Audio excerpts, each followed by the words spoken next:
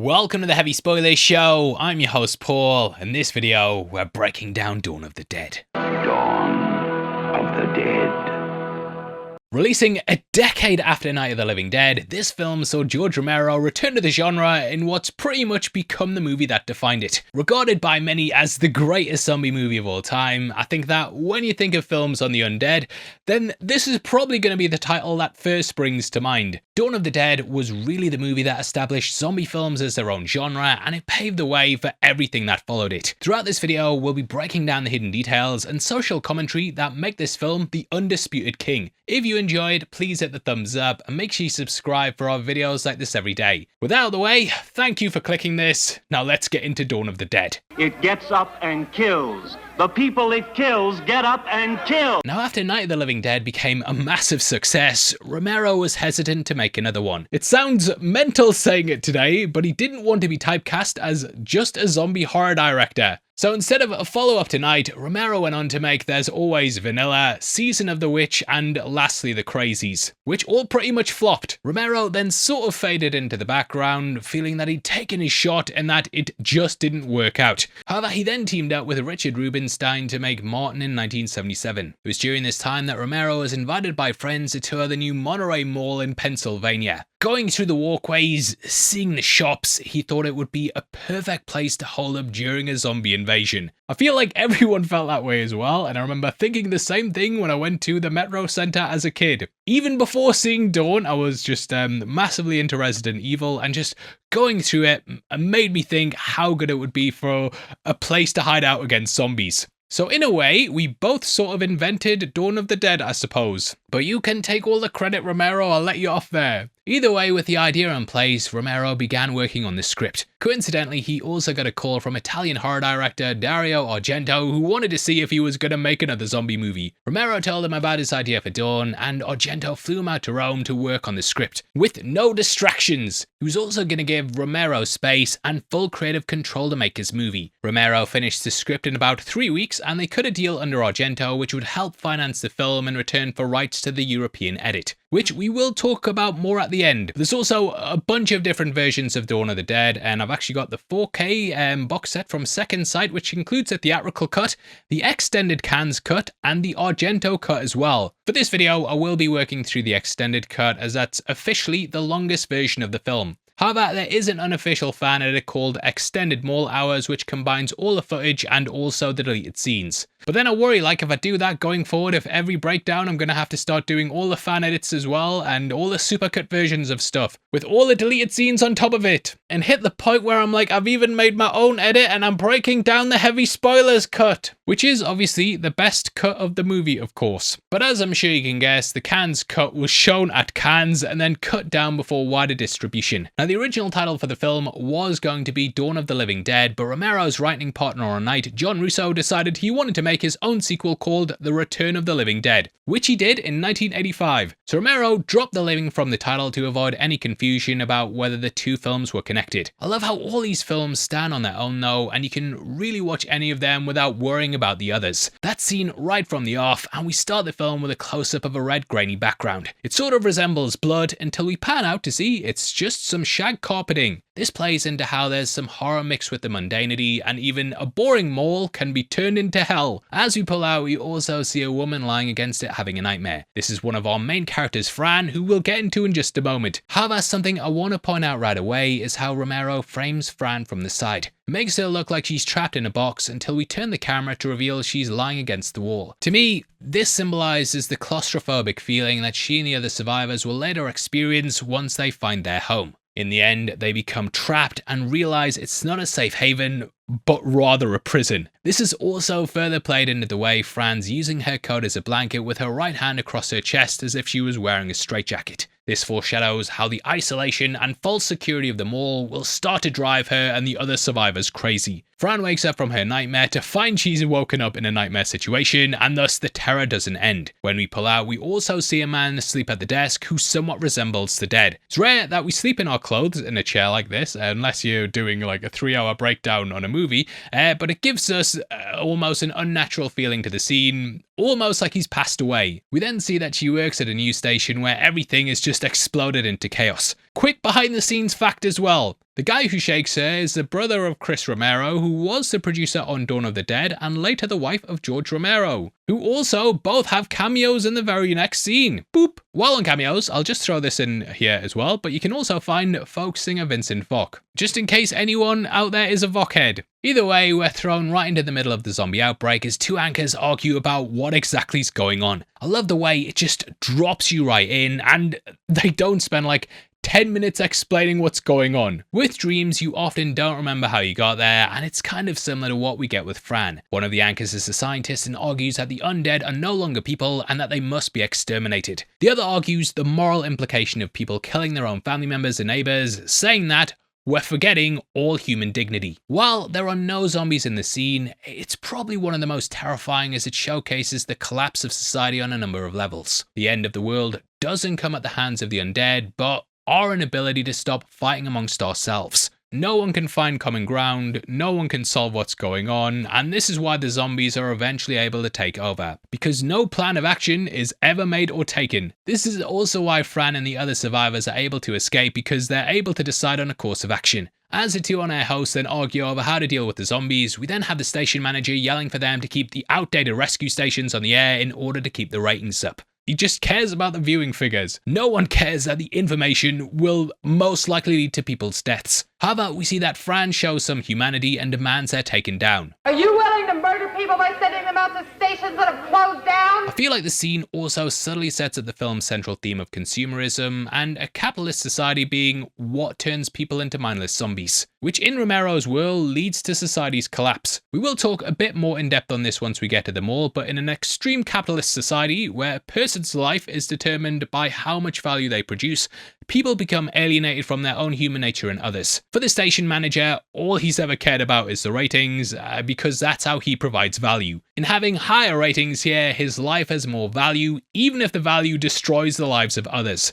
So despite the collapse of society, ratings are still the only thing he's concerned about, because that's what the company's concerned about. We can also see this with many of the station workers as well. While some of them leave, others stay to do their jobs until the station goes completely off the air. The camera guy even comments about how their responsibility is finished, but still continues to stay behind the camera. This symbolizes how workers consumed by a capitalist society lose the ability to determine their own actions. They're dictated by those who cut the checks. This also plays into the parallels between the zombies and the living, but more on that later. And yes, this video will be a lot of because we live in a society. We're then introduced to Fran's boyfriend Steven, aka Flyboy, or as I call him, Fuck Up, which we will point out a lot throughout this breakdown. He tells her to meet him on the roof where he can fly them out. We then cut to another group of people in the midst of social collapse as a SWAT team conducts a raid on a tenant building in the projects. As the SWAT team descends on the area, they surround the building and call out the residents to hand over their dead. We learn from the racist officer named Wooly that the building is home to mostly black and Latino tenants. Wooly also comments on how they live in a fancy hotel that's even better than what he has. This is yet another example of Romero's commentary on how the violence and brutality we're about to see is a consequence of capitalism. Now this is what economists and philosophers call the theory of alienation. This basically explains that when a person's life's reduced to the value they produce under extreme capitalism, it creates a hostile divide between groups that should naturally work together. Here we can see the theory of alienation represented by Wooly, who's so blinded by the idea that people he deems lower than him on the social ladder have something he believes he deserves. He's unable to see that he's been sent into the middle of the zombie horde by his employers, just as these people have been put in these housing projects by the government. This class conflict and resentment is what causes Wooly to go apeshift in a moment, killing everyone whether they're zombie or not. Beyond that though, it also shows why they're unable to stop the zombies. Literally everyone here has guns. They could solve this problem quite easily by coming together and just locking up the zombies and shooting them. But instead, they fight each other. This leads to all of their deaths and them becoming the very thing they fear. As Wooly continues spouting shit about how he's going to blow them all away, we meet one of our main characters, Roger. He tells another SWAT member to just stay cool and not start shooting right away once they breach the building. This shows how he's not fully alienated from his humanity like Wooly, and why he will be one of the only people to make it out of here alive. However, the officer isn't able to take Roger's advice as the tenants of the building come out shooting and he gets shot in the head. Everything goes to shit with bullets flying and the SWAT guys just decimating people as Roger makes his way towards the building. He decides not to shoot, however, despite Roger not killing the guy, he makes a run for it and then gets shot immediately. Now the guy Roger spares here is played by John Amplas, who also starred in Romero's previous film Martin and was a casting director for Dawn. Which, maybe should have cast an actual Puerto Rican guy for this role, mate. The team then hits the apartment building with Wooly going gun-ho and getting a classic headshot. However, you can see that he didn't even know if it was a zombie as he just kicks in the door and shoots without even looking. In the chaos, he's just killing indiscriminately, and a lot like the hunters that we saw at the end of Night. Now, the effect of him blowing the zombie's head off is not only one of the best in the film, but also the moment when both the crew and audience realized that Dawn of the Dead was going to be unlike any other horror film they'd seen before. Done by special effects master Tom Savini, the brutal effect was made by filling a rubber head with condoms filled with blood, apple cores, shrimp cocktail sauce, and pretty much anything else gross looking they had available. Savini then shot it with a shotgun as the whole cast and crew gathered around to watch it. Spectacular. And the crew applauded when that head went off. That for them was the moment when they thought, wow, this is going to be something special. Nobody has seen stuff like this before. If they're going to do that in the beginning of the movie, what are we in store for? Pretty funny behind the scenes tidbit here as well. The head mold Savini used was a cast of Fran actress Galen Ross that was made for the original ending of the film, which we will discuss later. However, the ending was changed and they needed a head for this effect. Savini put facial hair on it and darkened the skin tone, which I'm not sure if that's problematic or not, but it looks really funny if you catch the head at the right moment. Savini was also originally supposed to work with Romero on Night of the Living Dead, but he got drafted into the Vietnam War. When the opportunity to work on the sequel came though, Savini used his experience in Nam as a baseline for the graphic violence that was going to be depicted in the film. If I don't get the same feeling that I got when I saw the real stuff, then the fake stuff isn't real enough for me. Now while, the Texas Chainsaw Massacre opened the door to more brutal violence being depicted, the film didn't actually show much blood or gore on screen. Dawn of the Dead feels like a natural progression from Texas, where violence and madness have taken over the entire world, and it's no longer hidden behind closed doors. It's very in your face here, and this moment changed horror forever. This is also a cool thematic connection between the two films, with the violence of Night being a major inspiration for Hooper to push the line even further with Chainsaw, which then inspired Romero for Dawn of the Dead. A real full circle moment sort of thing. As Wooly continues to shoot people, Roger then steps in to try and stop him. Jumping on his back, Wooly flips him over and is about to shoot him when another officer comes and puts one right through his chest. We learn in a moment that this is Peter, played by Keenan and Kel's dad, Ken Foray. He will be one of our other survivors, and he's probably the actor I think of first when I think about this movie. And I always remember just being blown away that Keenan's dad was in Dawn of the Dead. And yeah, I'm guessing that's across the board because he even cameoed in the remake, which we will break down soon as well, so subscribe. However, this moment further shows Romero commenting on how people losing their humanity is the real threat, not the zombies. Despite this building being filled with zombies, Wooly's the biggest danger to everyone here. Most of the officers also turn a blind eye, and it's people's inability to act that adds to the chaos, much like how society's collapsing. Following on from this, we then see how stupid the rest of the team is, with two of the officers just being bumbling idiots. They're unable to fire their weapons, and multiple zombies close in on them. However, luckily, Roger's nearby and he comes in to save the day, and we get a shot of him and another officer emptying their clips into one of the undead, which I think may have inspired the shot of Samuel L. Jackson and John Travolta unloading that gun on the guy at the beginning of Pulp Fiction. Maybe a reach, but Tarantino is a self-admitted Dawn of the Dead nerd, so it could be he was paying homage to this scene in Pulp. Also, mate, is that Michael Winslow, mate? That's fucking Michael Winslow from Police Academy.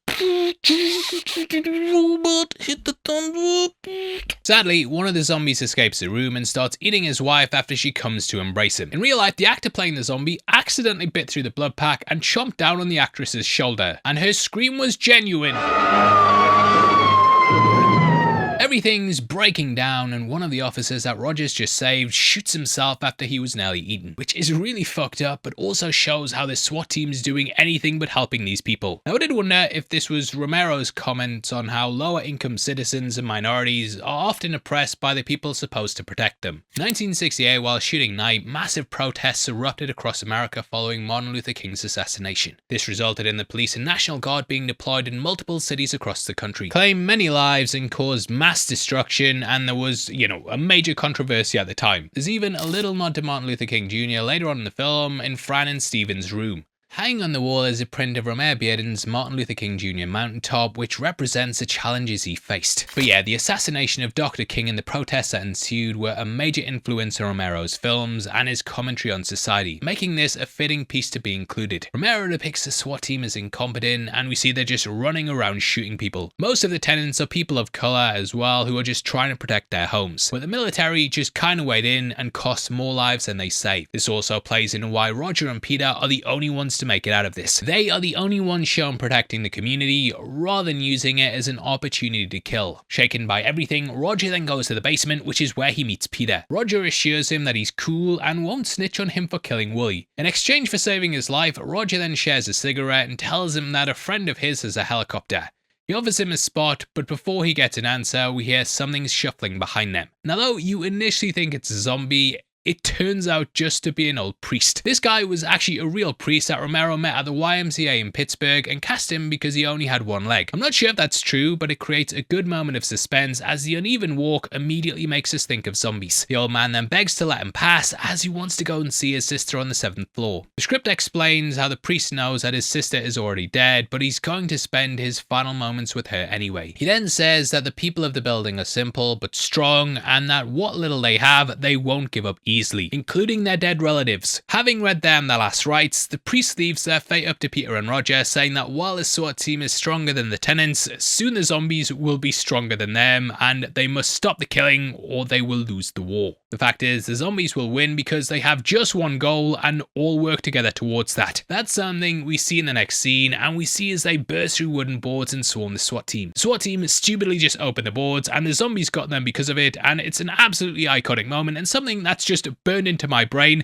mainly because Resident Evil references this a lot. Now I feel like this is as good of a time to quickly point out how most of the zombies in Dawn of the Dead look blue. Since Night of the Living Dead was in black and white, no one really knew what a zombie would look like, so Savini chose to make them grey as an homage to the first film, which is a good idea in theory, a bloody good idea. A dead body being grey, makes sense. However, Savini said he regrets it because everyone just turned out looking blue on film. Night of the Living Dead was a black and white movie, but this is a color film. My solution to the zombies was everybody just should be gray, which was not a good idea. Sometimes it photographed green, sometimes it photographed blue, so I don't think anybody was ever really just gray.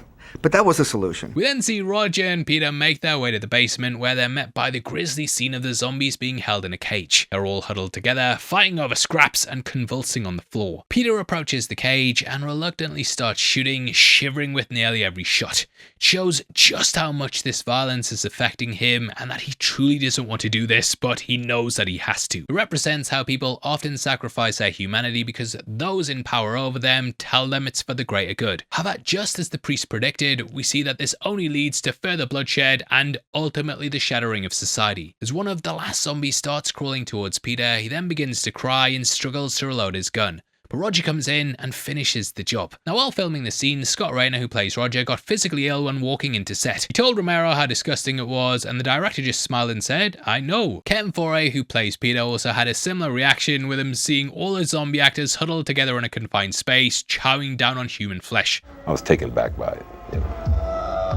And I said, my God, this will never play the United States. The censors just won't let it in. This was all by design from Romero, who told Savini not to shy away from the violence. We needed that kind of sucker punch just to say that this is real horror, guys. We then get my favourite part of the scene where Roger asks why they kept the zombies in the basement. Peter says it's because they still believe there's respect in dying before pointing his gun directly into the camera and firing. This highlights that this is the end we will all meet if people continue to become alienated from their humanity and fight amongst themselves. Back with Stephen and Fran, they then land the helicopter at a police dock to pick up Roger. It's in this that they're ambushed by a group of officers who are also trying to make their own escape. Just stay cool. The officers debate on taking the helicopter, but realize they won't all fit, and none of them even know how to fly it. Hey man, I ain't going nowhere, nothing I can't drive myself. That's true!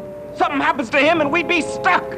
We'd be stuck! Holding Stephen and Fran at gunpoint, Roger and Peter pull up, and the cops clearly just think, fuck this, and decide to leave. They say that they're gonna get on a boat and sail for the first island they find, which is pretty much basically how the Dawn of the Dead remake ends. I do love these characters as well though, and hey, if this movie was released today, it would probably get a Disney Plus series telling everyone where they went next or something. One quick detail before moving on as well. One of the cops is played by Joseph Pilato, who plays Captain Rhodes in Day of the Dead. His character is just named Officer at Police Dock, but there is a theory out there that he's supposed to be the same character. People have came up with a canon that Captain Rhodes was a Philadelphia police officer and that he was also in the Army Reserves, which would mean they did make it to that island and survived. Fair play on them, and that is how I choose to view the movie now. Also, love the gag here of one of the officers, who are called Crazy Eyes, asking them for a cigarette. You got any cigarettes? Hey, you guys got cigarettes? All of them say they don't have any, and then immediately all start sparking up once they've left, which does kill me a bit.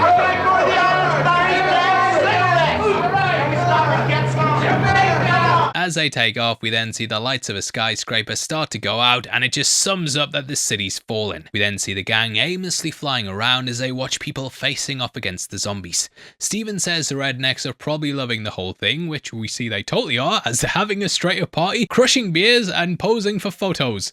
It's the best day ever! Now, all the people seen during the scene are Pittsburgh locals who happily volunteer to be involved in the newest Romero zombie movie. Local hunters arrive with their own weapons, along with the town's police, fire and emergency services as well, which I really hope no one was in trouble that day in Pittsburgh, because they're all down here filming Dawn of the Dead. The soldiers here are from the 28th Infantry Division, aka Keystone Division from Pennsylvania, whose nickname was Bloody Bucket. The scene with the hunters is also meant to be a continuation of where Romero left us in Night of the Living Dead. When asked what he was trying to portray with the hunters killing the zombies for sport, Romero said, "War is hell until it turns into a party." This comments on how people become desensitized to violence, especially when they believe it won't affect them. Another fun detail here, the beer the hunters are drinking is called Iron City beer, which Romero's film company produced commercials for in the 60s.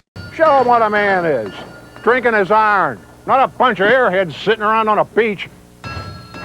Iron City beer. There's a little iron in all of us. It's a Berg thing. The group then land and start looking for supplies. Peter makes his way into the office and sits down for a nice cup of joe until he hears a zombie pounding from behind one of the doors. He opens fire, however, when the door opens, 2 zombie children burst in and try and eat him. Peter is then forced to gun them down. Really shocking scene, and is something that 28 Days Later would later reference. The 2 kids playing the zombies are also the niece and nephew of Tom Savini, and are the only 2 zombies shown running in Romero's trilogy. Another thing to point out as well is that after killing the zombie kids, another zombie tries to come up behind him, and I'm pretty sure this is the zombie that the poster was based upon, and probably my favourite of the film. Meanwhile, outside, things aren't going much better, as Fran and Steven are attacked by a couple of zombies in the hangar. We then see as Steven throws the most ineffective and embarrassing punch I've ever seen. He literally has a hammer in his hand, and instead of just bonking the zombie on the head, he just flails in the air, almost hitting the zombie accidentally. I don't know if it's because it was the 70s or what, but yeah, this guy is fucking ridiculous in the movie. I think it shows just how unprepared Steven is for this whole thing. He was just an ordinary guy. He would look silly at times. He'd make wrong choices. He would fail where the SWAT team guys would heroically succeed.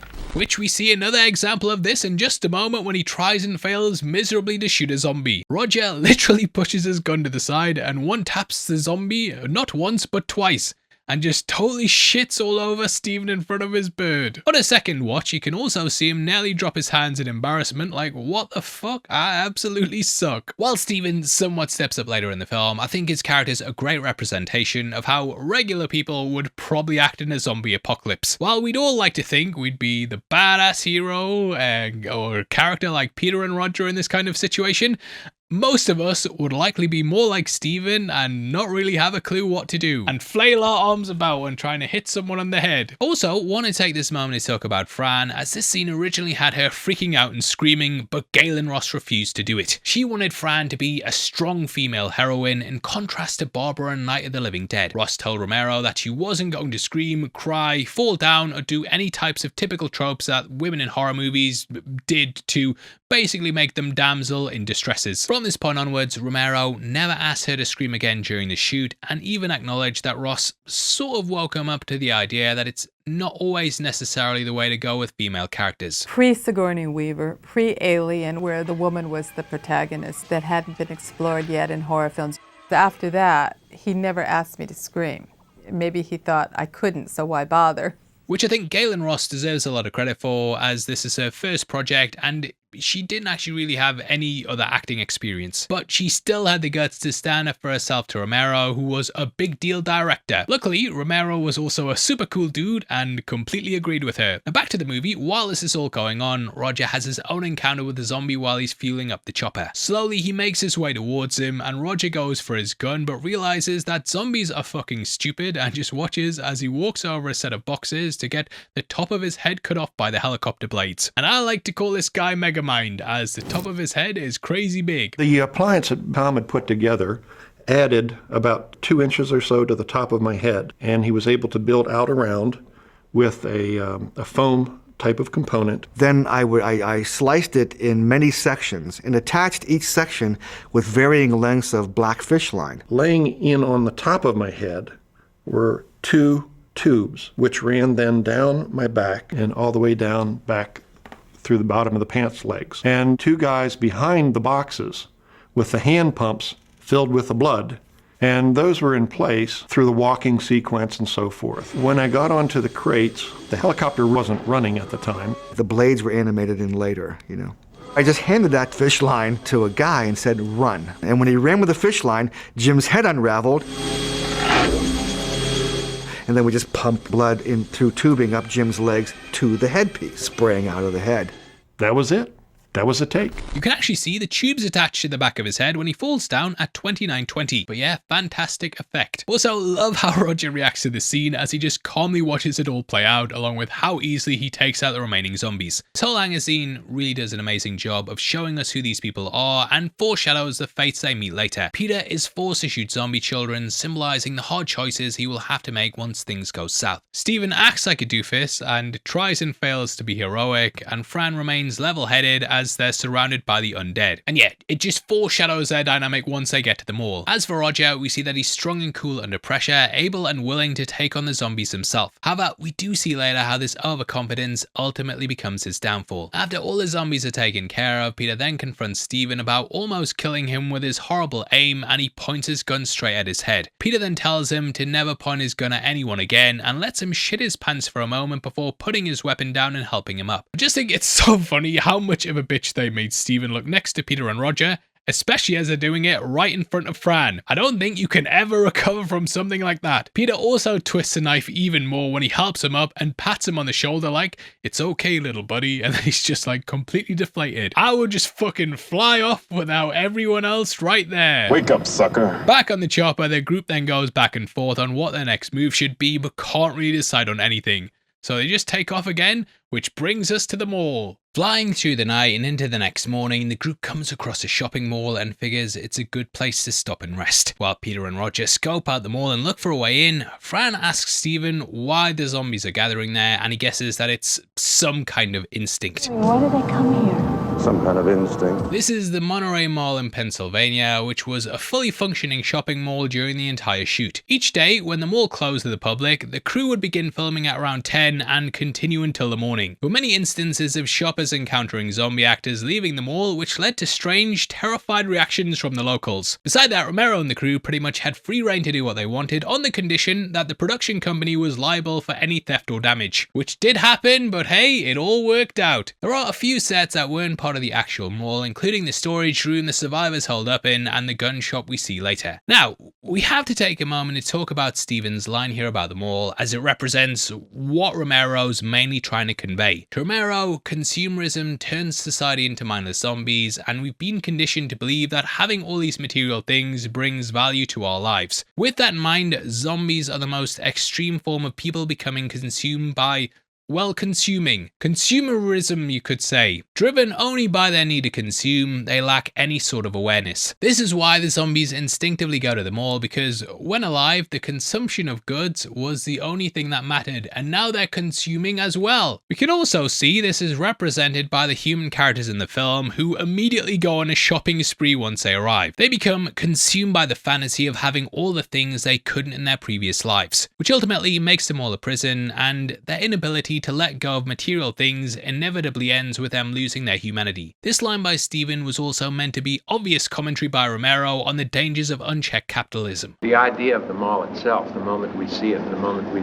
come in and see what it is, I think it's going to become obvious in terms of what we're saying about the false security of, consumer society. While Roger and Peter search, they find boxes labeled survival supplies, furnished by the Office of Civil Defense. These civil defense survival boxes were actually a real thing during the Cold War as part of the Community Fallout Shelter program. These supplies were stockpiled in fallout shelters across America in case nuclear war broke out across the world. Which, I don't know what's worse, dying in a big atomic blast or having to survive the apocalypse on 24 pounds of crackers. Once Peter breaks the window, they go inside and we see they're also stocked with sanitation kits and big water barrels. And Spam, which actually wasn't included in any of the real CD boxes. Oh man, I love a good bit of Spam, ma. The real CD supplies were meant to provide a small group of people a quart of water and 700 calories a day for 2 weeks, and we can see that they have a shit ton of these boxes and barrels, meaning they're basically fucking set and can hold up there for a very long time, which I feel like people in the 70s would have instantly known, but I didn't until this video. Unsure what to do next, Roger tells Peter they should get some sleep, but Peter's more concerned about all the goodies in the mall. Roger basically says hell yeah without hesitation, and they both run off like two giggling schoolgirls to the main part of the mall. Despite having literally everything they could possibly need in the storage room, they're so blinded by the allure of the mall's material goods that they're willing to risk their lives for it. Along with Steven and Fran's lives as well, because let's face it, they're fucking screwed without them. This is all pure consumerism though, as they directly go against their own self-interest and survival instincts for things that have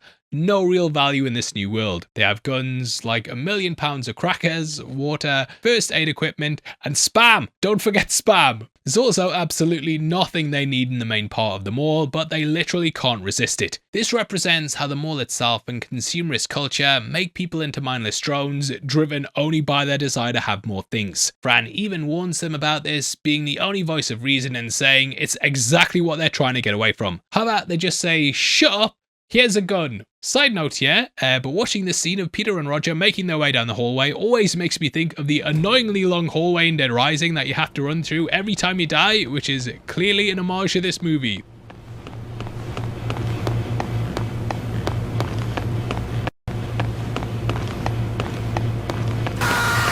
After finding the keys to the department store, Peter and Roger then come up with a plan to get as much stuff as possible and even turn on the mall music, just to set the mood. We then get a hilarious scene of all the zombies in the mall just wandering around. They stumble over each other and fall into the fountains and the escalator. Again, not very subtle commentary on how consumerism turns people into zombies. We then see one of them grabs coins from a fountain and becomes fixated on them. Look up any video on Black Friday as well and you'll see what Romero was saying. This further plays into how the mall itself has an influence over people, causing them to become absorbed by the mindless repetition of buying things, which is not an accident, as the layout of shopping malls are specifically designed to entice shoppers to spend more time walking around, and they even strategically place stores to encourage impulse buying. The concept is its own entire field of of marketing called neuromarketing, where people can study how to manipulate consumer behavior and decision making through neuroscience. Which, goddamn, that's fucking bleak. Switching gears to something a bit more fun, all the zombie extras featured in the mall are pretty much everyone the cast and crew ever knew. They really all just did it for the love of the game, as they were paid $1, a donut, and a Dawn of the Dead t-shirt. Everybody was gracious and having a good time and working all night for $1 and a donut. As mentioned earlier, some even left the set with their makeup still on, and there were stories of zombies being seen at McDonald's. This further added to the excitement though, and resulted in more people showing up eager to become part of the undead. The newly made zombies were also pretty much left to do whatever they wanted, as Romero wanted them to be individuals. He gave them no real direction, however, once they committed to a movement, they had to be the same type of zombie throughout the rest of the film. It's just much more fun to let people invent their own dead character. And some are very inventive. Some of them really do interesting, quirky things with their bodies. Tom Savini and his crew of 8 other effects artists would just pump these zombies out every night as they came in, doing anywhere from 5 to 200 depending on what they were shooting that day. Basically, they made up their wounds and how they would die on the spot. Back to Peter and Roger, once in the main part of the mall, they easily fight their way through some of the undead and make it to one of the department stores. Once inside, they push the horde of zombies trying to follow them in, and Roger loses one of his guns to the undead, which we see him walking around with later. Meanwhile, upstairs, Fran wakes up Steven, who for some reason decides they need help. However, we then see that not only do Roger and Peter not need any help, but they're having an absolute blast. I love how every group just kind of descends into having the time of their life, just completely consumed by all the materialistic goods around them and the fact there's no law. They're just living out the fantasy of having free reign to take whatever they want, and mate, though there's death right outside, we're having fun here. Roger even asks Peter how they're going to get out of the store, and he just says, "Who the hell cares? Let's go shopping first!" This foreshadows how their inability to let go of consumption will make them all a prison they can't escape, and how they're pretty much zombies that are focused on unlimited consumption. We ain't doing this for the exercise, so we might as well try to get what we can. Also, if you like buying things, then why not check out our merch store right below the video. There we have our Night of the Living Dead inspired shirt, which you're gonna look fantastic in, mate. You'll feel better about yourself when you wear it. You'll feel fantastic. We've also got lots of other shirts down there too, and guess what? Big sales as well. So if you like consuming, you like being a mindless zombie, you like Night of the Living Dead, boom, that's the place for you. Now they also pass by some mannequins, which plays into the zombie trope and how the store's filled with mindless things that look human. You also get a quick bit of Roger sliding down between the escalators, which wasn't scripted. Scott Rayner just got caught up in the heat of the moment and decided he would do this. Back with Steven, he fumbles his way through and finds the gun and map they left in the office. We also see a zombie shuffling about, and Steven then begins just blindly firing into the room, and we can hear the bullets ricocheting off the pipes. I'm not sure what these pipes do, but it can't be a good thing if one of them bursts. The guy is a liability. Also, I just noticed this when breaking this down, but you can see the zombie that Steven comes across here walking in the background through the glass while he's in the office. Finally coming to terms with the fact he can't shoot for shit, Steven walks up to the zombie to shoot it point blank in the head, but oh no, spaghetti-o, no bullets. Fucking liability. While Steven runs for his life, Peter and Roger then hear the shots and know it must be Steven being an idiot. So Peter decides to go and save him. Guy's useless though, and he cowers in the corner while the zombie closes in, but he luckily manages to get a bullet in time. Just kinda shows the opposites in the two sides, as the SWAT guys are just breezing by the hordes while Steven's getting bested by one zombie. In the main hall, he's also nearly grabbed by some as well, while Peter gets one of my favourite takedowns when he just lifts a zombie over his head and tosses it over the balcony. It's like it's just nothing. Also notice here how Steven, now juiced up from his first kill, points his gun to try and save Peter, but he then puts it down. He's clearly taken his warning before and now won't point a gun in his direction. Whoa, is that the guy from the Blue Man Group? Now, I love how we have this zombie as well just walking around, and it shows all walks of life are now united in their cause for brains. Also love how they just can't run back to the room, as that will lead the zombies to their hideout. Roger's then grabbed by a zombie hiding in a group of mannequins, and he stabs him in the ear with a screwdriver. Now this kill actually came about because of a little continuity error. When Roger and Peter first get to the store, we can see that Roger ties a sweater around his waist. We also see it as he runs towards the camera once Steven gets into the store and they haul ass downstairs. However, the next scene of them running down the escalator shows Roger doesn't have the sweater anymore. When noticing the mistake, Roger and Savini decided to add another zombie kill in order to explain the disappearing sweater, and it just adds so much to the scene. The effect of the screwdriver going into the zombie's ear was done with a retractable screwdriver with a tube that pumped fake blood out once the screwdriver was pushed in. While talking about the blood, I also feel like this is one of the first real close-ups we get, and you'll notice it's super bright red. This is not just a case of the movie being old and effects not being as advanced, but an intentional decision by Romero. When Tom Savini was mixing together the fake blood to be used in the movie, he was a bit unhappy with it and thought it looked too bright and way too fluorescent on film. But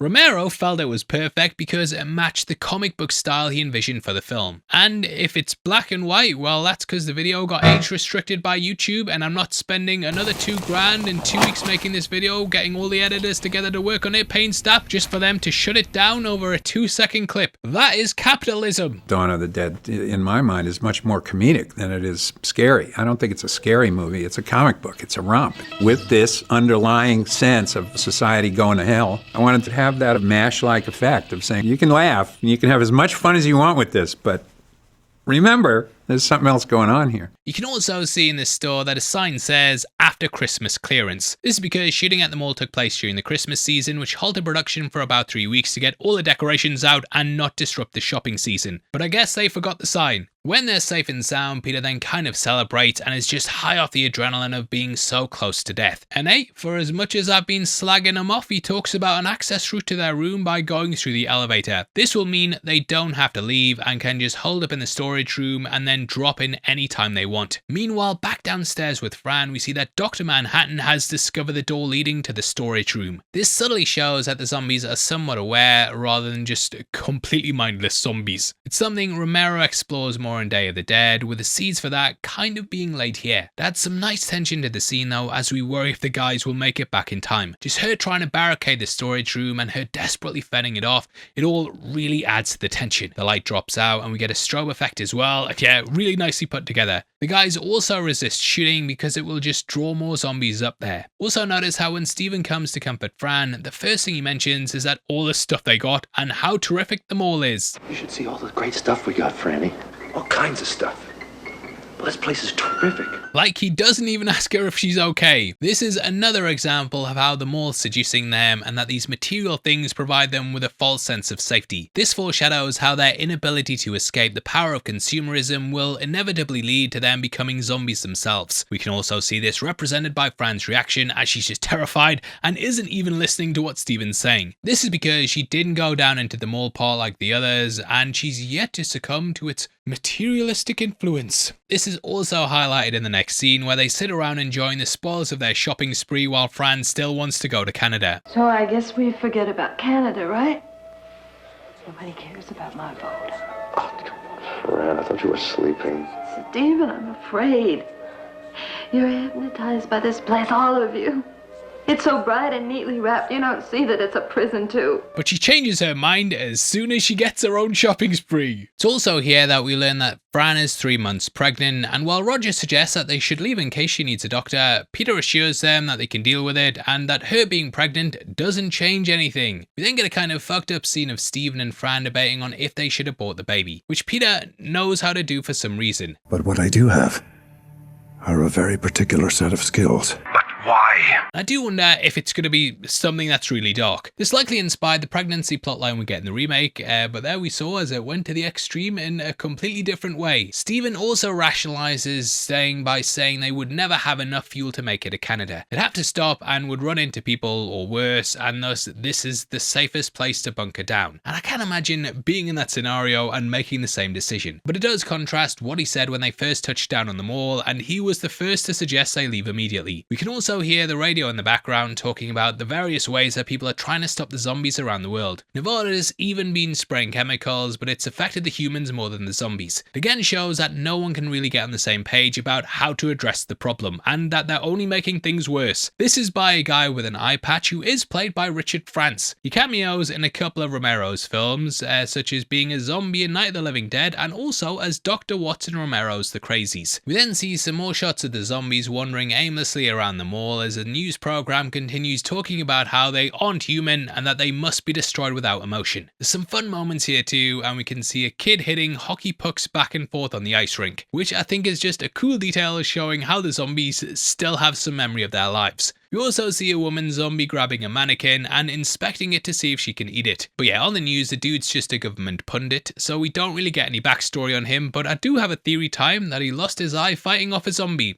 who was probably someone close to him, which is why he has such a harsh and strong view on the undead no longer being human, and that people must put their emotions to the side because that's what he had to do. One last thing to mention is that after the scientist, we hear from a news anchor who says the government's working on the issue from the viewpoint of a viral disease. He mentions that they've been conducting various lab tests to develop a vaccine, but have run into problems because they lack live specimens. This foreshadows part of Romero's Day of the Dead plot, which would come 7 years later down the line. On the roof, the guys then see a group of semi-trucks and decide they can use them to block the entrances. Coming back in the storage unit, they gear up and everyone completely ignores Fran. They don't tell her anything about the trucks or what they're doing, but Roger does say, hey, what a wonderful kind of day. So I guess that's something. Fran then confronts the boys about leaving her out of stuff, as she wants to learn how to fly the helicopter so they're not reliant on this dickhead. Steven is clearly annoyed as well, and it totally demasculates him. Look at his face, mate. But Peter says that it's only fair and tells her the plan. Also notice how she looks directly at Peter and Roger when saying this and not at Steven. He would try and shut her down, but he won't stand up to Peter or Roger. We can see how pissed Steven is when Fran demands that they leave her with a gun and he slams it on the table. How that Fran really puts him in his place and sarcastically says she might be able to figure out how to use it. Calls back to how Steven can't shoot for shit and has failed numerous times trying to protect her. R.I.P. Bozo. You should be in the storage room, you fuck. You couldn't hit the thumbs up if it was right below a great video. It's a far cry from Barbara though, and I can't imagine seeing a pregnant woman not being some poor little flower that needs protecting was a big thing in the 70s. We then get the truck scene and Peter notices a woman in a red dress standing in the middle of the road alone. This seems to be a reference to the popular urban myth of a lady in red. Not the song, the urban legend. Typically, this is the spirit of a vengeful woman who was wronged, and it's very similar to the legends of the White Lady, which I'm sure you've heard. Pennsylvania even has its own version of a lady in red who supposedly haunts a Worcester building at Wilkes University, so it could be Romero referencing the town's own urban legend. Here the lady in red not only symbolizes how death is always following our survivors, but she also foreshadows the bloodshed we're about to see. Getting the truck started, Roger and Peter then fuck with each other over the radio. Roger says Peter's too slow, and Peter jokes about how Roger's too short. The scene of them joking around was also supposedly improvised by Scott Rayner and Kevin Foray, but was based on a real conversation they had while carpooling to the set together. And all of a sudden we turn on the radio and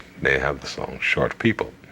So short people and they don't deserve. I looked at him and said, that's you.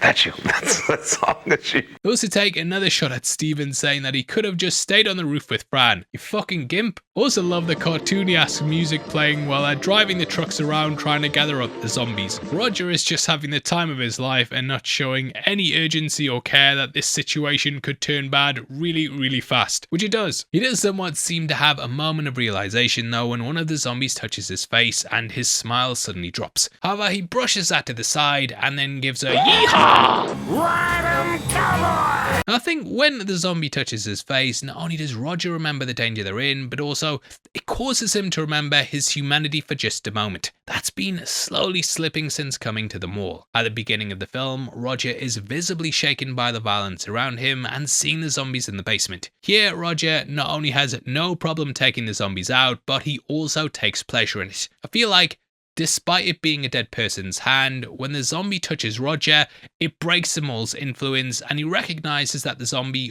was once a person, just as he did in the basement. In this brief moment, zombies are not a threat, but a sad and pitiful remnant of the people they used to be. But he quickly loses it and shoves his humanity away in the form of a zombie. The walls then start to close in and Roger is swarmed, but luckily he's saved by Peter. He's completely drenched in blood though, and I did even wonder if that was enough to infect him. Hey, I've seen 28 Days Later a lot. Breakdown on the channel now. Despite almost being killed, this still isn't enough to get through to him, and in a way, it just makes him bolder. We got this, man. We got this by the ass. Which is a great quote, but the guy looks visibly shaken waking up and he gleefully just starts mowing zombies down like woolly. This cements how Roger's become alienated from his humanity by the mall's influence of consumerism, just as how Wooly was alienated from his humanity by the social class divide that resulted from extreme capitalism. Pulling up to the next entrance, we then see Fran get inspired by all the action and start covering the boys from the roof. Roger continues snapping and just starts lighting up zombies instead of getting into Peter's truck, further calling back to Wooly going trigger happy in the apartment. However, Roger quickly gets his and a zombie chomps down on his leg as he's trying to get into the van. Luckily, Fran goes Rambo mode and shoots a zombie, which allows Peter to pull him in and save his life. She even keeps on shooting and lands every single shot. No headshots, but at least you fucking hit the guy. Fuck you, Steven. Guy is probably just ready to crash the helicopter right there. Now Roger is freaking out, not because he almost got killed, but because he forgot his bag in the other van. This shows that it's the material things of the mall that are causing him to crack. Like he's almost dying twice in like 5 seconds and he's only concerned about the little bag of tools. Like, mate, you've got a whole fucking store of them. Let it go. Peter even says this and it's clear he's just playing around with their lives. This sort of snaps Roger out of his insanity for a moment and the two get back to the mission at hand. Ultimately,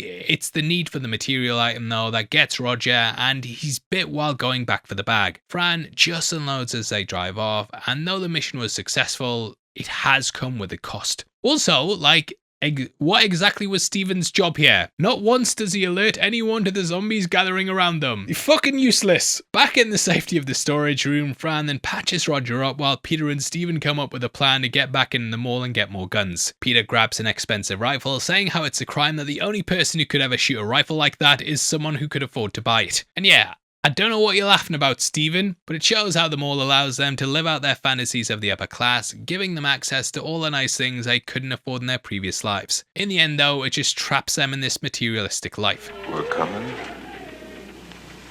and we're ready. This also shows how he's lost his humanity, and it's a contrast to how shaken up he was in the basement earlier. It's fulfilling the old priest prophecy yet again about how more killing will cause them to lose the war against the undead. There's also the line here by Peter of him telling Steven not to shoot the zombies through the gates. Don't try to shoot through those gates. Openings are too small. Bullet will wind up chasing us around in here. This foreshadows Steven's later death by the bikers. The group then arms themselves to the teeth like cowboys in an old western film, including Fran and Roger, who's now being pushed around in a cart. It's just going into the realms of absurdity, and this hits a new level when they steal a display car and then take it for a joyride. Steven also can't manage the simple task of guarding the door and just fumbles about loads and almost gets eaten. Look at the guy waving about the torch. Roger then gets his leg wound torn by a zombie while waiting for Steven, and I would have left him, mate. Yes, this is a fuck Steven video. We then get an interesting scene of Fran back at the store where a zombie nun's robes have been caught in the door. However, instead of just leaving her or shooting her, Fran quickly opens the door to free her, and the nun just walks away. I feel like this scene has a couple of different layers to it, with the first meant to represent how Fran has not yet become alienated from her humanity. She still sees the zombie nun as being somewhat of a person, whereas someone like Roger would have immediately just blown her head off, which we actually saw a perfect example of earlier when he bashed the head in of the Hare Krishna zombie. Not only does Fran see her as just a person though, but as being a daughter of Christ. This is someone meant to represent the good in the world and the everlasting love of God, which brings us to the deeper theme I feel Romero's trying to portray here. That is that what is happening with the zombies is, in a sense, a kind of divine punishment for the way society has turned on itself. This is encapsulated by the iconic phrase that we hear from Peter in a moment. When there's no more room in hell, the dead will walk the earth. This implies that we fucked things up so badly that hell can't even contain all the bad shit we do to each other. The zombies are monsters of our own creation and the results of the way society's conducted itself. Here, the nun and the Hare Krishna zombie we saw earlier represent how it doesn't matter what religion, political ideology, or social class someone subscribes to, we have done this to ourselves, and it's a problem we all have to face. God will not save us, the social systems meant to protect us cease to exist, and people will just continue fighting amongst each other until there's absolutely nothing left, which we further see once the bikers come to invade the mall. Now, Fran was actually going to kill the zombie herself, but when shooting the scene, Romero changed it saying, "You've got to let her go, we can't shoot a nun." Guns don't work on Sunday.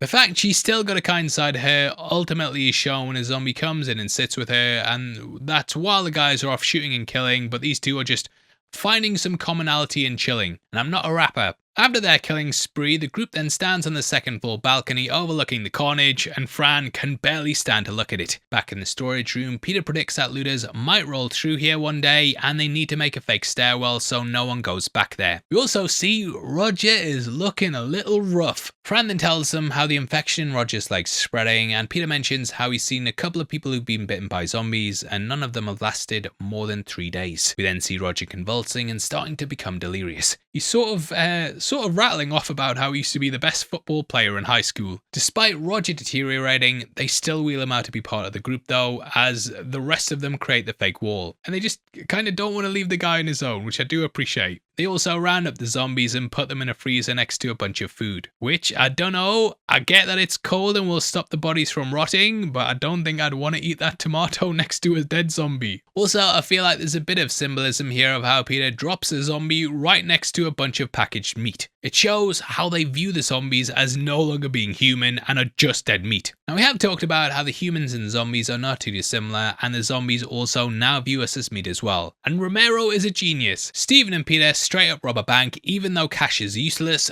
Fran tries on expensive clothes and jewelry, and Roger even finds a cool hat. Oh my god, did you see Brian's hat? Vincent, oh fuck. Ha ha ha ha. What the hell? This all just further shows how they've succumbed to the influence of them all and no longer care about the world going to shit because they have all this cool stuff. You can also see that not only are the group hypnotized by the goods themselves, but also by their value, despite the fact that money means absolutely nothing now. Steven also weighs out his sweets even though he's not paying for them. They ring up multiple items just to see how much they cost and indulge in every way possible. Even at the end of the world, they're still trapped by capitalism and consumerism as they believe the value of these things is still important. This is what economists call conspicuous consumption. Coined by sociologist Thorstein Veblen in 1899, conspicuous consumption explains how spending money and owning luxury goods are used in a capitalist society to display power and social status. It's not necessarily the goods themselves, but the fact that these things represent a life exclusive to those who are wealthy and have financial security. Gives people a false sense of security in their own lives that as long as they have this stuff,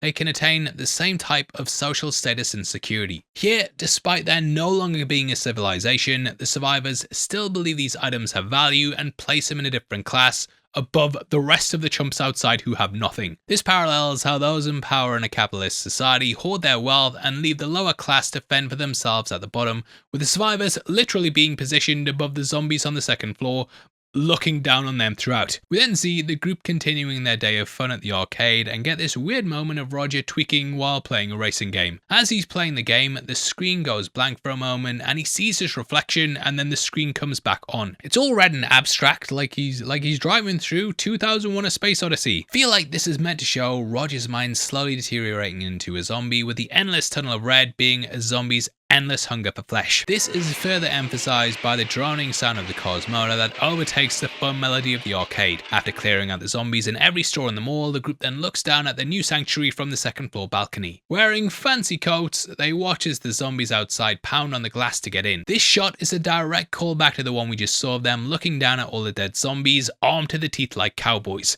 However, here we see that they've traded in their weapons for fancy clothes. This symbolizes how these things that have no real value or what make them feel safe now having fully given in to the mall's influence of consumerism. While the guns provide physical protection, the expensive goods provide them with a psychological sense of protection that separates them from the zombies, as well as everyone outside the mall. Romero further emphasizes this point when Peter says that the zombies are them. They're us, that's all. That spells out what everything's about, and we see Fran shiver and pull up the collar on her coat. The group looking down at the zombies with their fancy clothes is also meant to parallel how those in the upper class of society live safe and comfortable lives away from the violence and chaos that goes on around them. This is also reflected in the storage room the groups made their home in. This is literally situated above them all and away from all the zombies and death. This highlights how in most societies it's easy for people to endure the violence and suffering of others as long as they're comfortable. This is also where we get Peter's infamous line about how the dead shall walk the earth. He says this is something he learned from his grandfather, who was in fact a voodoo priest in Trinidad. Now, we just talked about this line in how it pretty much sums up the entire downfall of humanity, but I also want to highlight how this is a reference to the real origins of zombies. We talked about this a lot more in depth on our Night of the Living Dead breakdown, but the Cliff Note version is that the original concept of a zombie originates from Haitian voodoo, or voodoo. This is thought to play on the fears that people had of becoming slaves and basically losing their bodily autonomy and becoming,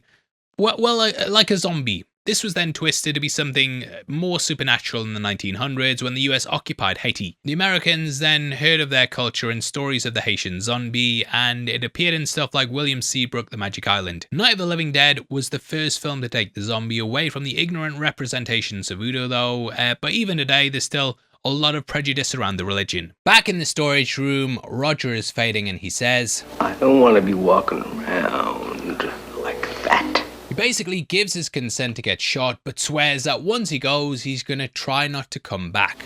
I'm gonna try not to. We know it's an impossible situation, and Peter clearly knows that he's gonna have to shoot him. They're both just sitting there, trying to deny the inevitable though, and it's just such a heartbreaking moment. We then see Fran and Steven tuning in on the news, where the same scientist and anchor are still going back and forth. Also, this could just be me, but the way the shot is framed here makes it look like Steven's floating in the air. Doesn't mean anything, but I did have to do a double take, and it looks pretty funny. On the TV, we can see that the scientist has somewhat changed his tune, now proposing that they need to figure out how much the zombies need to eat in order for the body to function instead of just killing them. He thinks that if they can control their rate of consumption, they could slow down their rate of growth. They won't run out of food as long as people are still alive, and he still stresses that they need to remain unemotional and rational. What I love about this though is that he clearly becomes emotional and even calls everyone dummies! You're suggesting dummies! Dummies! Whoa, mate, chill. Do not call people dummies. I don't care if it's the apocalypse. That is not an excuse. But yeah, he's pretty emotional and thinks that maybe the world isn't even worth saving. You're preaching to the choir here, mate. The scientists actually propose a really good idea that aligns more with what the anchor was originally saying though, about abandoning human nature. However, they're still unable to find common ground as they're both unwilling to accept the other's proposals. Now, while the people and the news anchor think the scientist is crazy, his idea to feed zombies is, funnily enough, how the zombies are defeated in Shaun of the Dead. And that worked out pretty well. While the two men on the TV keep arguing, we then cut to Peter, who's waiting for Roger to come back. I always think of this moment when I think about the movie, and just Roger peering out from behind the sheet is heartbreaking. His shifting of the eyes was an intentional reaction by Scott Rayner, who played the scene as if Roger still had a small piece of awareness left in him. However, that then fully disappears once he sits up in the bed. Peter shoots him with him pointing his gun directly at the camera, calling back to the scene in the basement. Again, this fulfills the priest's prophecy to Roger and Peter. The gun Peter uses is also the same revolver we saw Roger with during the truck sequence, showing that Peter knew what he would have to do from the moment he was bitten. I love the way the dialogue plays in the scene too. We've got to remain rational, logical. Fran is correct in that it's all over now, and the group is now missing one of their core members. Things will never be the same. The TV, also saying logical, basically explains why Peter's just had to kill his friend. It was of course the logical thing to do, whereas at the house they'd kept their dead alive to try and convince themselves they were still human. We then see Steven and Peter giving Roger a proper burial. This is in contrast to the other zombies they stuffed in the freezer, showing that they're still capable of seeing the humanity that was once present. It is a hell of a low point though, but the group try and continue their lives of luxury, even if it feels slightly hollow. But Peter hosts a romantic dinner for Steven and Fran before going to drink champagne at Roger's grave. We also see Steven propose to Fran, who shuts him down given their current circumstances. We can't, Steven, not now. Wouldn't be real. Come on, love, lad's trying. It's not like it's gonna last long anyway. Feel a bit bad taking a shit on the lad before. But with the threat of the zombies now gone, we can see here that the survivors are already reverting to the cycle of consumerism and capitalism. They're again playing dress up, indulging in things they could never afford, and assuming stereotypical roles of social class. Roger is dressed in a fancy suit, and he proposes to Fran with a fancy ring, assuming the roles of the upper class ruling class. They're able to afford luxury things and make impulsive financial decisions with no concern for the consequences. Fran reverts to a more stereotypical gender role where she's supposed to be happy with the prospect of marriage, and later when she hypnotically pampers herself, which we'll talk about more in a minute. And for Peter, he's of course black and kind of subjected to reverting to serving others, representing the class disparity present in communities of colour and how consumerist systems are built upon the labour of the working class. This is why Fran rejects Steven's proposal because, as she says, it wouldn't be real. because none of it is real. Calling back to what Fran said about the mall hypnotizing them to believe they can play house and live out their richest fantasies. We then see the illusion begin to fall as the survivors begin to crack. They all become bored and continue trying to fill that void with more goods. Trying on clothes just isn't the same, and trying to live out the perfection they thought they'd have with these items just doesn't exist. Also love the shot here of Fran and Steven in bed, not because of that, you freaky, sexy, crazy pervert, but the way we get a close-up of them that makes the room look like a normal bedroom of a married couple, but as we pan out, we see that the nightstand is one of the survival kits with a rifle prop next to it. It's subtle, but just a reminder that despite all these things, their life is a vacant mess now, with there being no substance to the splendor. We get an even more obvious example of this in a moment when Peter's playing tennis on the roof and the ball falls to reveal there's more zombies than before. This brings us to the other side of conspicuous consumption, which is called philosophy of futility. Which is a tongue twister. Philosophy of futility. This basically explains how people trapped in the cycle of consumerism quickly become bored and create a never-ending need for newness and change. This is why, despite everything they could ever need or want, the group is still unable to find any semblance of meaning or normalcy, which leads to their ultimate demise. As philosophers Robert and Edward Skidelsky put it, needs are finite and can be satisfied, but wants are infinite in quantity. And I'm sure everyone out there, you've wanted something for ages, you've wanted it, you've bought it. It's good, but not as good as the thing you want, and you want more stuff, and it just sends you off in a spiral. Watches are that for me at the moment. We then see Fran continue to slip into a more stereotypical female role. She dolls herself up with makeup and stares at her own reflection while waving a gun. This cements that she has now become fully consumed by the power of the mall, despite her warnings to the men earlier. She has now become the living consumer zombie, with her wide gaze at the glamorous reflection mirrored by the lifeless stare of the mannequins around her. There's also a mall announcement here, which is voiced by George Romero's wife Christine Forrest. Attention all shoppers. If you have a sweet tooth, we have a special treat for you. So yeah, everyone is just going a bit mad at this point, which Fran even points out as they sit down to dinner. She even asks what they've done to themselves as they make house and act like nothing's wrong. The TV station is no longer sending signals out, and I think this is the final nail in the coffin to show that civilization's gone, which kind of plays off the TV stuff at night. Fran and Steven even passively aggressively turn it off and on, and I think it's at this point the boredom is what's killing them. Or, well, we'll see if that's the case, but yeah, that's what it feels like now. Yes, this illusion of safety from their makeshift domestic life is about to come crashing down as we see a group of bikers are scoping out the mall. This goes down as Fran's learning to fly the helicopter, and in practicing something that can help them leave, she sells the fate that they have to leave. My brain is kind of mush at this point going through this movie. But the lead biker here is called Blades, and he's played by none other than special effects artist Tom Savini himself. This is because they actually ran out of money to hire professional stunt people, and the Savini and a lot of his friends decided to make up the gang. Savini even later got to reprise Blades somewhat in Tarantino's From Dusk Till Dawn. There his character Sex Machine dresses in the same type of leather jacket, and that was done as an homage to this character. Also, love his switchblade comb, which I'm not sure if this was what made them popular, but I remember them being the coolest fucking thing ever as a kid. You can even hear the other bikers say, "A comb?" Yes, he's saying, is that a comb? And yes, it is a comb, mate. Now, the other bikers in this group are real bikers from the Pittsburgh chapter of the Pagans Motorcycle Club. They showed up with their own bikes and were more than happy to get the opportunity to ride them and go apeshit in an empty mall. The sound of the bikes driving through the mall was also so loud that it set off all the security alarms, and Romero said it was the first time he was blown away by the reality of something he wrote on screen. Later that night, the gang ride in, and here we get Romero's view on society and consumerism come full circle. While the group have been able to defeat the threat of the zombies, their fight for survival has now become a fight for luxury. All the items no longer mean anything, but people are ready to loot, steal, and kill just to get this stuff. This brings us back to the concept of alienation of class that we've talked about throughout this video, as the power of the consumer goods in the mall is what creates this hostility between two groups that should work together. It parallels how consumerism creates separation between social classes that should work together, but instead compete with each other for more material things. To me, this reveals the true horror that Romero is trying to convey to the audience, and that there's absolutely no hope left for us.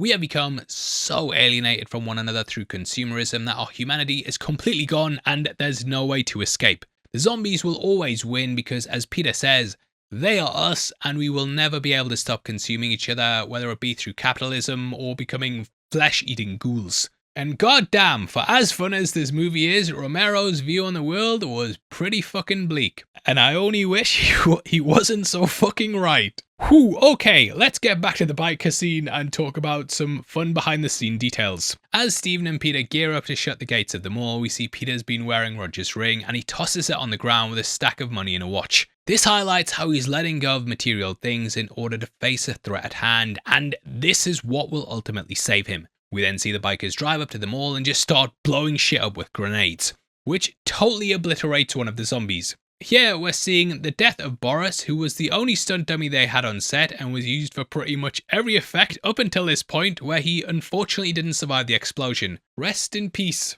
This explosion was also real and blew off an entire glass portion of the mall because they accidentally used way more explosives than they needed to. They put too much explosive power behind that bomb. I think the entire glass side of the mall went up in a huge explosion.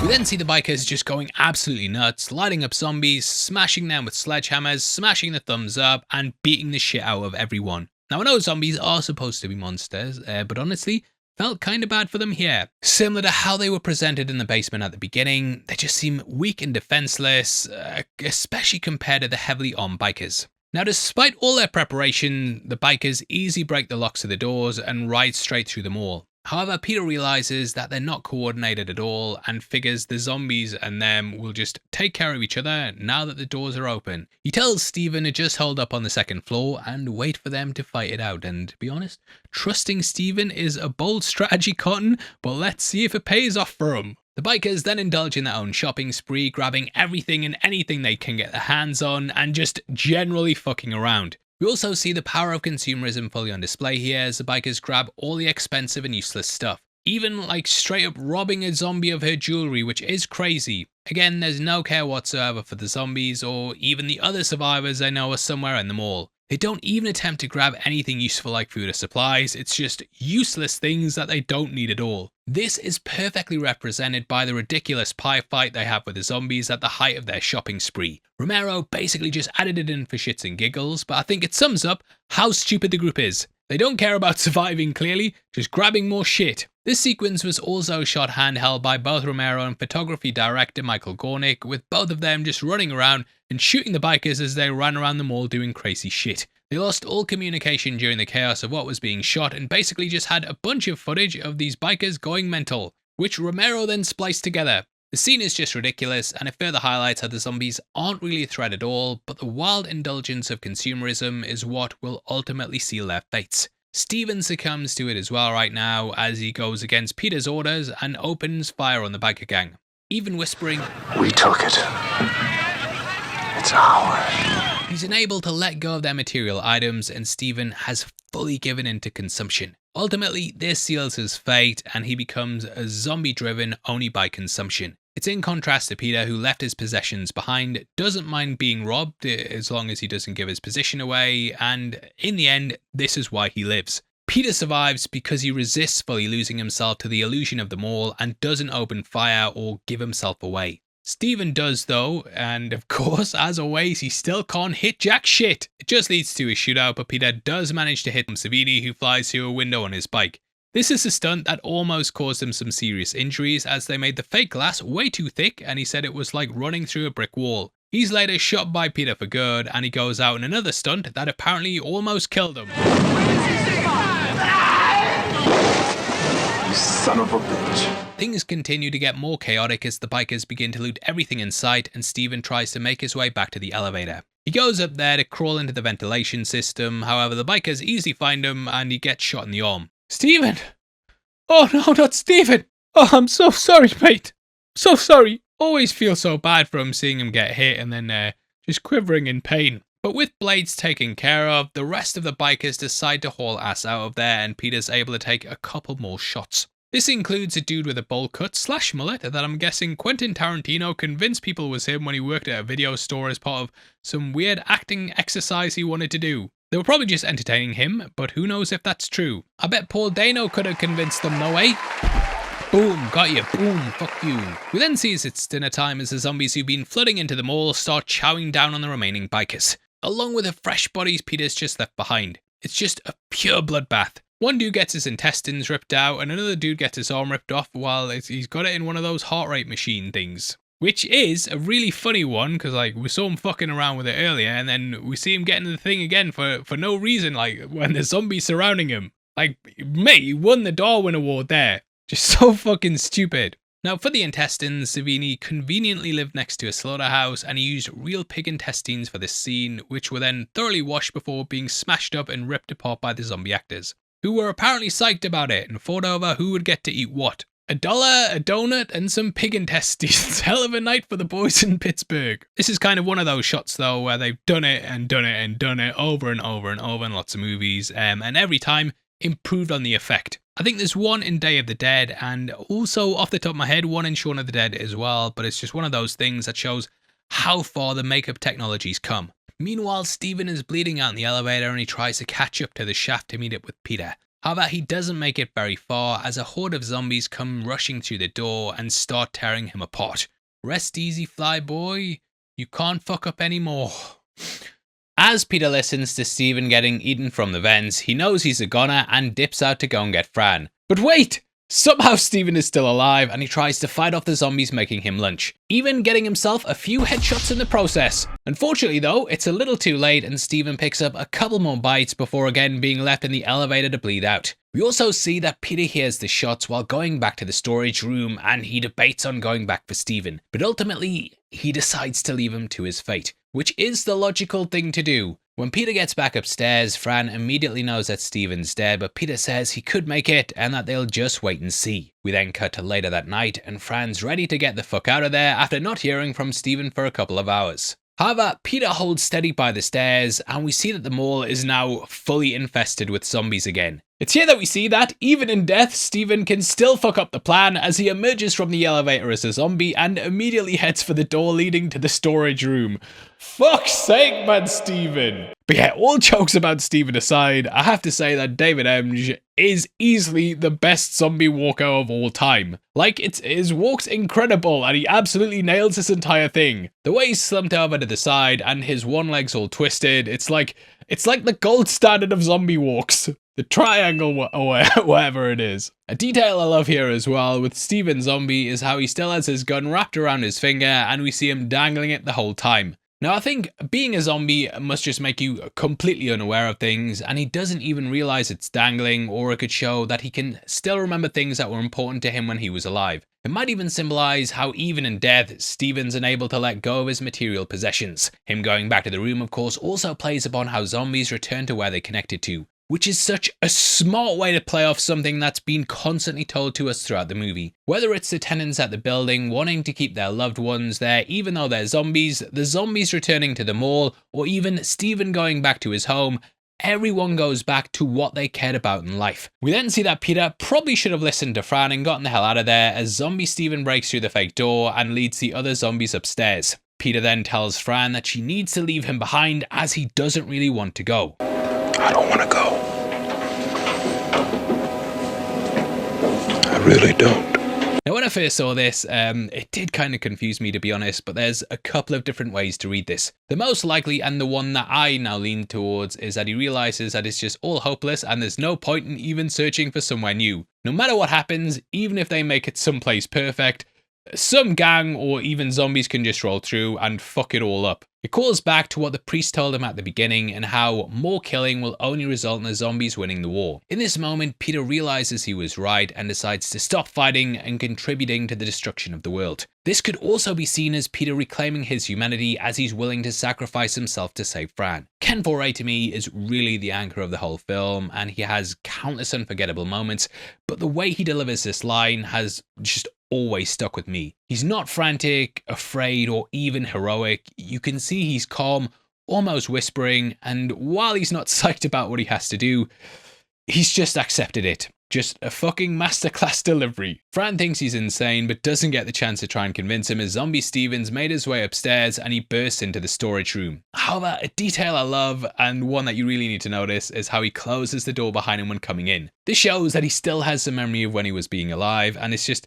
a little thing that he would have done as a habit. Peter then pops him right between the eyes, which is actually kind of sad, and the rest of the zombies start coming through the door. I also love how we have just one carrying a rifle pointed at himself, which will come back around later. Fran then heads to the roof and Peter stays behind to face the incoming zombies. We then see that Peter was never intending to fight them, and he takes out his pistol to shoot himself in the head. But Fran must still have some hope deep down, as we can see she's decided to wait. The zombies then start making their way onto the roof and towards the helicopter. As everything seems hopeless, we then see the sun begin to rise, and bam! We're at the dawn, and Peter decides he in fact wants to live. He shoots a zombie in front of him, and we get heroic western music as he grabs his rifle and then overpowers the zombies and heads to the roof. We then see Franz just taking off in the helicopter, which is when she spots Peter doing some very badass kung fu moves, just beating the shit out of zombies as they surround him. We also get a moment with the zombie who took Roger's rifle. He finally lets it go in favor of Peter's fancy rifle, and it's another parallel to the zombies still being influenced by consumerism, to the point that this zombie is even more interested in the rifle than eating Peter. Peter says fuck it and lets the zombie have it and jumps into the helicopter with the two making their escape. So he gave up his material possession in the end, and that helped him live. As they look down on them all from the air, Peter then asks Fran how much fuel they have. She just says they don't have very much. However, Peter just shrugs it off and says, alright, and the two fly off into the sunrise as the credits roll. We then get more shots of the zombies just wandering around the mall as that corny mall music plays. The mall has once again become infested with zombies,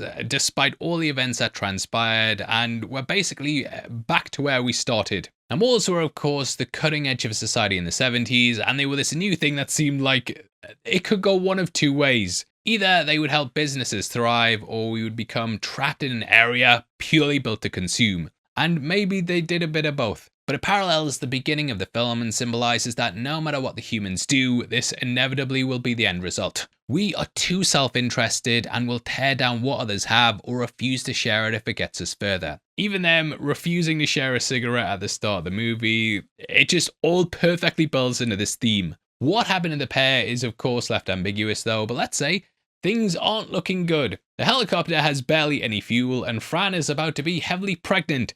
So yeah, probably not going to be good, but you know what? There is hope, and human resilience can get you through a lot of things. The fact that Romero ends like this as well could also show that, maybe things are a bit more positive. Now originally, it wasn't going to be that fun, and Peter was going to take his own life, and Fran would then do the same thing when she got to the roof. She was actually going to do it by sticking her head in the helicopter blades, which does explain why we have that dummy head from earlier. We would then pull out on a wide shot of the zombies feasting on her corpse, and the credits rolling to the sound of the helicopter blades, which would have drastically changed how people looked at this movie, I think. But yeah, even though things are a lot happier, there is still the implication of doom, because as we've learned, humanity will never stop fighting each other, and the zombies will always win. But yeah, it's still a pretty downtrodden ending, even though it is a bit more positive, and that came about because Romero basically fell in love with the characters and decided the audience needed something a bit more uplifting. There is some dispute over whether this alternate ending was shot though, with Savini saying it was, and Romero sort of going back and forth on it. In the Dawn of the Dead documentary, Document of the Dead, he does say to the interviewer that they had shot the alternate ending, but that he didn't film the effects. I personally couldn't find any footage of it, but who knows, maybe one day it will make it out of Tom Savini's archives, or some random crew member will release it. Hashtag release the Dawn of the Dead cut. Last couple of details to point out as well. I'm not 100% on this, but I'm pretty sure the music we hear during the credits inspired the credits jingle for Robot Chicken.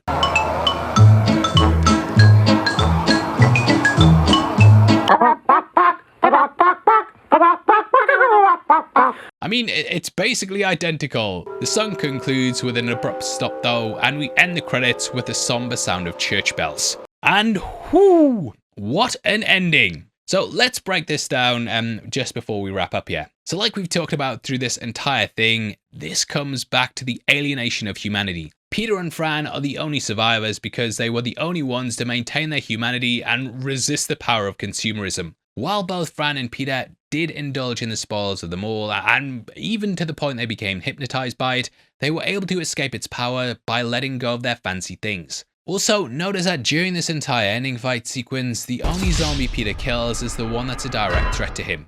And Steven as well, but this is in contrast to how trigger happy he became when under the influence of the mall. This is also why he lets the zombie have his rifle and doesn't try and get it back, as it represents the corrupting nature of consumerism. Peter physically lets it go, and thus he survives. We also see Fran reclaim her humanity after being the first to realize what they've become as they try and pretend things are normal. After that, we don't see her trying on any more fancy new clothes and makeup, showing how she's now escaped the mall's influence. This is also why Steven and Peter never stood a chance, as both of them were unable to let go of the things they saw as valuable. And yeah, just a masterclass in storytelling and themes, wrapped up in a fantastic zombie film. And now that we've made it through the movie, let's quickly touch upon a couple of things that made Dawn of the Dead such a cultural moment in horror before we wrap up. As we mentioned, the film was really pushing the boundaries of violence and gore shown on screen, and the MPAA originally wanted to give it an X rating. They said Romero had to cut some of the gore unless he agreed to make some changes. He refused to do so, and producer Richard Rubinstein took matters into his own hands. He rented out a theatre and put a 1-inch ad in the paper for a one-night showing of Dawn of the Dead to show the studios that there was indeed an audience for it.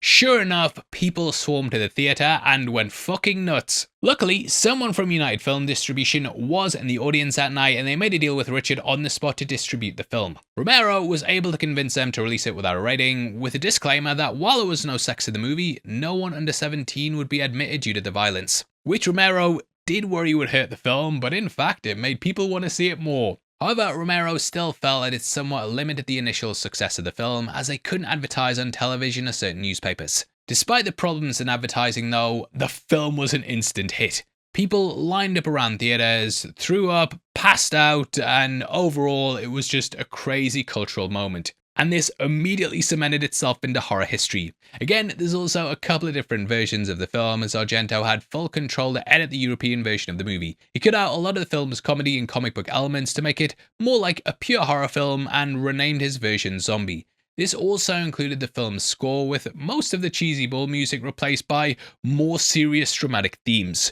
Due to legal issues as well and distribution rights across different countries, there's even more versions of the film floating out there, including an unreleased 3D version and lots of other ones. It's actually really confusing, and it resulted in the original film being really hard to track down on physical release. So yeah, the 4K set that I had before, that is your best bet. And that brings us to the end of Dawn of the Dead, and for a movie that's so fun and brutal, it's insane how many deeper layers that Romero weaved into the storyline to comment on the way that society was headed. I know we've gone on a hell of a lot of tangents here and talked about some pretty heavy concepts, so thank you for sticking around this long, but these themes are what makes this film so iconic and relevant. Romero always wanted the themes to be right in our face and to not let us shy away from the real horror of humanity. Which is why Dawn of the Dead is still considered the gold standard of zombie movies, and none have really been able to capture the magic that Romero created. I don't know if it's aged that well, I don't know how new audiences respond to it, but when we talk about zombie movies, this will probably forever be at the top. As always though, I'd love to hear your thoughts in the comments below, and huge shout outs to our incredible editors and researcher TJ, who basically took an econ course to try and simplify some of these very complicated theories on capitalism and consumerism. Before you go as well, make sure you check out our merch store again, because yeah, we've got lots of shirts down there, Dawn of the Dead stuff, and lots of things that are going to look fantastic in. We also have our membership as well, which is 99 cents a month. You get early access to videos like this every single week, and it all goes towards doing these big deep dives. So huge thank you for supporting, that really means a lot to me, and thank you so much for watching this very long video and sticking up until this point. Not many people will see this moment, so I appreciate that you guys did. Anyway, if you want something else to watch, you've got our breakdown of Night of the Living Dead on screen now, and hopefully I'll see you over there right after this. Without the way though, thank you for watching this. I've been your host Paul, you've been the best, and I'll see you next time. Take care, peace.